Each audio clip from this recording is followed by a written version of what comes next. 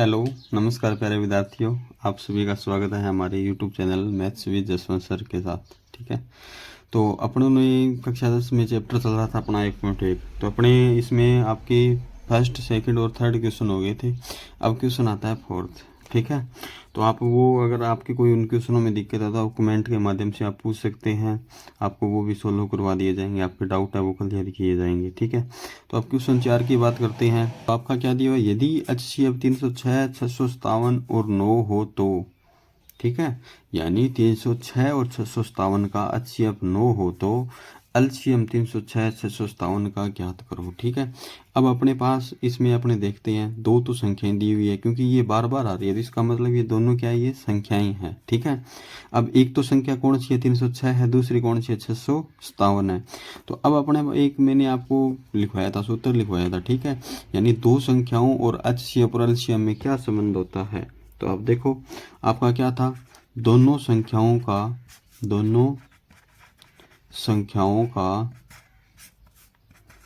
गुणनफल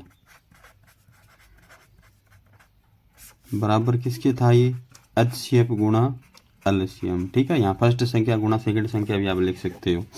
तो ये था।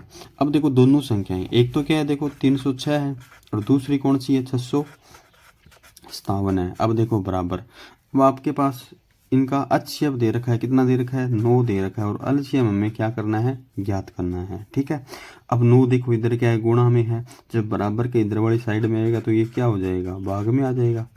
ठीक है, तो बटा में क्या आ जाएगा, बोलो 9, और बराबर क्या आ गया आपका, LCM आ गया। अब देखो ये कट रहा है क्या, ये दोनों संख्याएं देखते हैं अपने कट रही हैं क्या। ठीक है, तो देखो 306 में आप 9 काट के देखो, नौतिया क्या होता है, 27 होता है। ठीक है, नौतिया 27, 30 में 27 के 3 बच गए, अब 36 आ गया। अब 9 का पड़ा 36 तक, तो 9 चौके क्या होता है, 36। यानी आपका LCM बराबर इधर क्या रह गया, 34 गुणा 657 रह गया। ठीक है, यानी आपको 657 में गुणा करना है 34 का। तो देखो 4 साते क्या हो गया, 28, 2 4 5 20 और 2 22, और 6 चौके 4 छक्के 24 और 2 26। अब गुणा 3 साते 21, हासिल 2, और 3 5 15 और 2 17, हासिल 1, 3 छक्के 18 और 1 19। तो आपका आ गया 2 3 6 6 12 और 1 13, 9 2 11 और 1 12 और 2। तो ये क्या आ गया आपका 22,338 आपका क्या आ गया, LCM आ गया। ठीक है, तो ये क्वेश्चन में आपकी कोई दिक्कत है तो बताएं आप कमेंट के माध्यम से। ठीक है, यानी एक बार और अपने इसका जल्दी जल्दी रिवाइज कर लेते हैं। आपके पास दो संख्याएं दी हुई थी। ठीक है, आपको इसका LCM ज्ञात करना था। अपने सूत्र है दो संख्याओं और HCF LCM संबंध का सूत्र है, दोनों संख्याओं का गुणनफल बराबर HCF गुणा LCM है। ठीक है, तो दोनों संख्याओं की जगह क्या आ गई, 306 गुणा 657 बराबर HCF आपका 9 दे रखा है और गुणा में क्या है, LCM। अब 9 इधर गुणा में है, इधर आके क्या आ जाएगा, भाग में आ जाएगा। अब ये देखो 306 और 9 कट रहा है तो कितना आया, 34 आ गया। तो अब 657 का गुणा किससे करना है, 34 से करना है। तो LCM बराबर क्या आ गया, 22,338 आ गया। ठीक है, ये आपका क्या आ गया, आंसर आ गया। ठीक है, तो ये आपका पहला क्वेश्चन है, इसका क्वेश्चन नंबर 4। अब देखो आपका क्वेश्चन संख्या है 5। पांचवा क्या, जांच कीजिए कि क्या किसी प्राकृत संख्या n के लिए संख्या 6 की पावर n अंक 0 पर समाप्त हो सकती है क्या। आपको जांच करना है भी कोई भी n है वो प्राकृत संख्या, इसमें n का मान क्या लेना, प्राकृत संख्या है आपकी, संख्या है 6 की पावर n, अंक आपको 0 पर समाप्त हो सकती है क्या, तो ये आपको जांच करना है। ठीक है, तो सबसे पहले अपना देखते हैं 6, ये क्या है, 6 है। ठीक है, 6 की पावर n है। अब देखो 6 के गुणनखंड आ गए 2 गुणा 3 और पावर क्या आ गई n। अब देखो आप एक बार सोच के देखो, कोई भी संख्या है वो 0 पे समाप्त होती है तो इनके गुणनखंड में कहीं ना कहीं 5 अवश्य रूप से होता है। ठीक है, जैसे देखो 10 है, 0 पे समाप्त हो रहा है तो इसके गुणनखंड देखो आप क्या आ रहे हैं, 2 गुणा 5, यानी 1 5 अवश्य होता है जो संख्या किस पे समाप्त हो, 0 पे समाप्त हो। लेकिन इसमें तो क्या है, 1 2 है, एक क्या है 3 है, इसमें 5 है ही नहीं। का मतलब ये संख्या कभी भी 0 पे समाप्त नहीं हो सकती। ठीक है, क्योंकि इसके देखो 6 के गुणनखंड क्या आते हैं, 2 गुणा 3 आते हैं। ठीक है, तो आप क्या लिखोगे, यहाँ 6 की पावर n में कोई भी गुणनखंड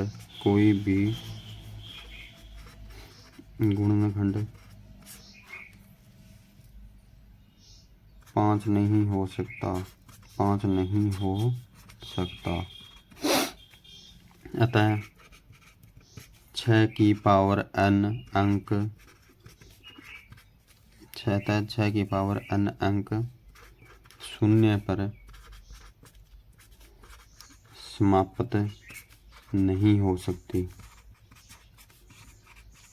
ठीक है, समझ में आ गया। तो देखो यानी 6 की पावर n है।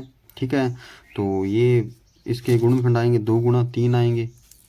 तो 2 गुणा 3 है, इसमें 5 नहीं है कहीं भी। इसका मतलब ये क्या नहीं होगी, 5 पे इस पे 0 पे समाप्त नहीं हो सकती, कि वही संख्या 0 पे समाप्त होती है जिनमें क्या आता है कम से कम गुणनखंड में उनके 1 5 अवश्य रूप से हो। ठीक है, तो ये आपका क्वेश्चन है, क्वेश्चन नंबर 5।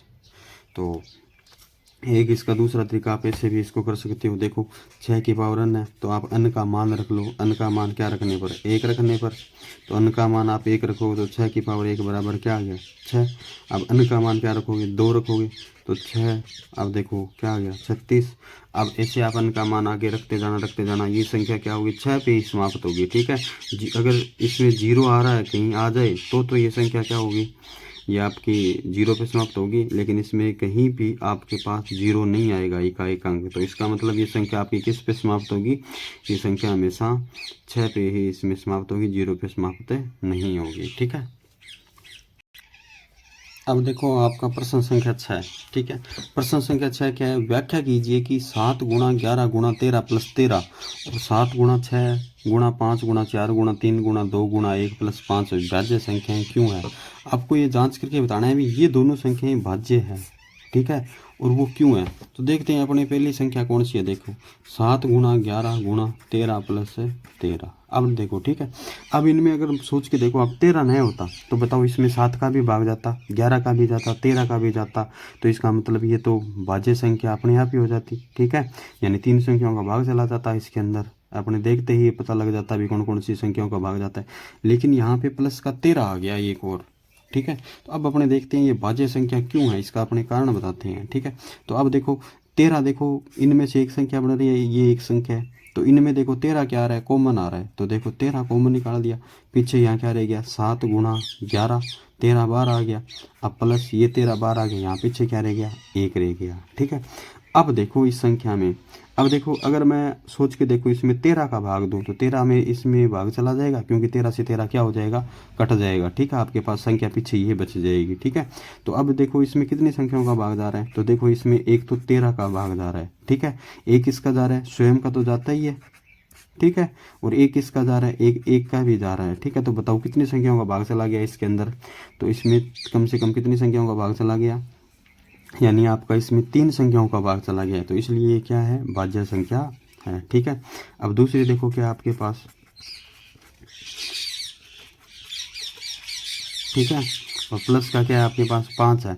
अब देखो इनमें भी देखो ये एक संख्या है, 5 आ गया, तो इनमें भी अगर ये 5 नहीं होता तो ये सारी संख्याएं आपस में, इसमें सभी संख्याओं का क्या जाता, भाग जाता।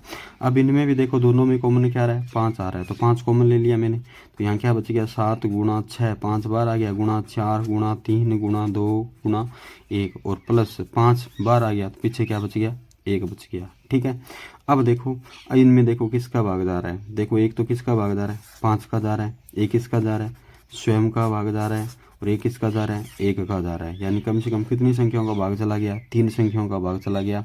तो इसका मतलब ये कौन सी संख्या है, ये भाज्य संख्या है। ठीक है, तो अब लिखो, आप नीचे लिखोगे क्या इसमें, पहली संख्या में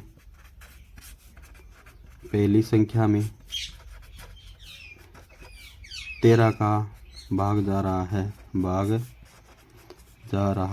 है। ठीक है, तथा दूसरी संख्या में 5 का भाग जा रहा है, 5 का भाग जा रहा है। अतः दोनों संख्याएं भाज्य संख्या है। ठीक है, अतः दोनों संख्याएं कौन सी संख्या है, भाज्य संख्या है। ठीक है, तो ये आपका क्वेश्चन हो गया। यानी ये भी संख्या 13 से विभाजित है, ये भी किससे विभाजित है, 5 से विभाजित है, तो दोनों में भागदार है। जैसे 7 है, या क्या है, देखो किसी खेल के मैदान के चारों ओर एक वर्ताकार पथ है। ठीक ठीक है। यानी कोई खेल का मैदान है, जैसे मान लेते हैं, ये मान लेते हैं कोई वर्ताकार क्या है, खेल का मैदान है, ठीक है। अब इसने बोला है इसके चारों ओर क्या है, एक वर्ताकार पथ भी है, यानी ऐसा क्या है, इनके चारों ओर क्या है, एक पथ भी है, ठीक है। अब आपका सवाल क्या है, किसी खेल के मैदान के चारों ओर एक वर्ताकार पथ है, इस मैदान का एक चक्कर लगाने में सोनिया को, अब बताओ, इस मैदान का एक चक्कर, यानी ये नीचे करते हैं, यानी मैदान का एक चक्कर लगाने में सोनिया को लगा समय, सोनिया को लगा समय क्या लगता है, बताओ।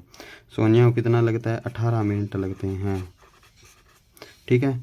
और इस मैदान चक्कर लगाने में और रवि को कितने लगते हैं, 12 मिनट लगते हैं, ठीक है। 12 मिनट लगते हैं। मान लीजिए दोनों एक ही स्थान पे, मान लीजिए दोनों एक ही स्थान और एक ही समय पर चलना प्रारंभ करके एक ही दिशा में चलते हैं, तो कितने समय बाद वे पुण्य प्रारंभिक स्थान पे आ जाएंगे, ठीक है। तो अब देखो ये क्वेश्चन देखो, अपने मान लेते हैं भी यहाँ से भी सोनिया जा रही है, ठीक है। अब यहाँ से भी सोनिया चल रही है ऐसे, और यहाँ से भी क्या चल रहा है, रवि चल रहा है, ठीक है।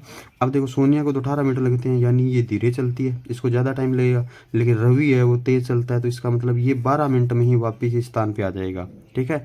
और ये सोनिया को 18 मिनट लगते हैं, तो ये 12 मिनट जब होंगे तब मान लेते हैं यही होगी ये, ठीक है। लेकिन कुछ ना कुछ एक समय ऐसा आएगा जब ये दोनों क्या हो जाएंगे, इसी स्थान पे क्या हो जाएंगे, इकट्ठे हो जाएंगे, ठीक है। तो अपने वो निकालते हैं अभी कौन सा स्थान आएगा जिसमें ये दोनों क्या हो जाएंगे, एक ही स्थान पे आ जाएंगे, ठीक है। तो अपने देखो इसका क्या निकालना पड़ेगा, अपने को एलसीएम निकालना पड़ेगा। क्या निकालना पड़ेगा, एलसीएम, ठीक है। क्योंकि एलसीएम में भी छोटी संख्या होती है, और इसमें भी अपने को यही देखना है भी जल्दी से जल्दी ये कब मिल जाए एक स्थान पे, ठीक है। तो अब देखो एलसीएम क्या आएगा, 18 और 12 का एलसीएम हमें पता है भी दोनों का क्या होगा, 7 होगा। तो सबसे पहले किसका भाग गया, 2 का, 18 में दिया 2 का, अब इसमें देंगे कितना आएगा 6, फिर देखो 2 का भाग 9 में नहीं जाता तो है वैसे का वैसा। अब देखो इसमें किसका भाग जा रहा है, 3 का, ठीक है। तो 3 दिए 9 और 1, अब देखो इसमें क्या आ गया, 1 आ गया। अब देखो इसके देखो 2 गुणा 3 गुणा क्या आ गया, 3।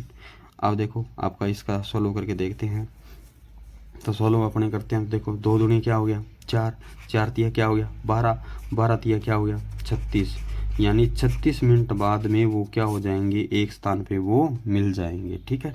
तो ये आपका प्रश्न संख्या था आपका 7, तो ठीक है। तो आपकी ये प्रश्नावली हो चुकी है कंप्लीट 1.1, ठीक है। अब नेक्स्ट क्लास में अपने करेंगे 1.2। सभी सवाल ये करके देखना, आप एक बार प्रैक्टिस करना उनकी, अगर फिर भी कोई दिक्कत हो तो आप मेरे से कमेंट के माध्यम से पूछ लेना, ठीक है। ताकि आपकी आगे वाली क्लास में हैं वो अपने इसके सोल्व है, इसके जो आपके डाउट हैं वो सारे आपको सोल्व करवा देंगे, ठीक है। तो थैंक यू आप सभी का। चैनल को लाइक करें, सब्सक्राइब करें और शेयर भी करें कक्षा 10 के विद्यार्थियों के साथ। और अपने 1-2 दिनों में बहुत जल्द और अन्य कक्षाओं की भी क्लास लेके आ रही हैं, ठीक है। तो थैंक यू।